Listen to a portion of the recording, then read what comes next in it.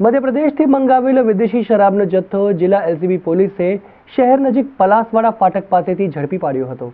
વડોદરા જિલ્લા એલસીબી પોલીસનો staff Dabhoi police મથક વિસ્તારમાં વાહન ચેકિંગ કરી રહ્યો હતો। તે સમયે તેઓને બાતમી મળી હતી કે એક આર્ટિગા કાર બોડેલી તરફથી શરાબનો જથ્થો ભરીને વડોદરા તરફ આવી રહી છે, જે બાતમીના આધારે પોલીસે વોચ ગોઠવી હતી।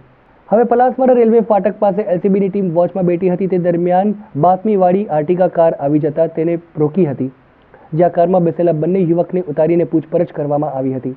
કારમાં એક સગીર વયનો કિશોર પણ બેઠો હતો। પોલીસે કાર ચાલકના નામઠામ પૂછતા વિપુલભાઈ તોમર હોવાનું જણાવ્યું હતું।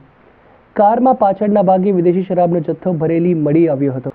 પોલીસે શરાબનો જથ્થો ક્યાં લઈ જવાનો છે તે અંગે ચાલકની પૂછપરછ કરતા શંકરપુરા ગામના બુટલેગર વિશાલ મહેશભાઈ ગોહિલે શરાબનો જથ્થો મંગાવ્યો હોવાની કબૂલાત કરી હતી। જિલ્લા એલસીબી પોલીસે 2 લાખની કિંમતનો શરાબનો જથ્થો, 5 લાખની કિંમતની આર્ટિગા કાર અને 2 મોબાઈલ ફોન મળીને રૂપિયા 7 લાખ ઉપરાંતનો મુદ્દામાલ કબજે કરી શંકરપુરા ગામના બુટલેગર વિશાલ ગોહિલને વોન્ટેડ જાહેર કર્યો હતો।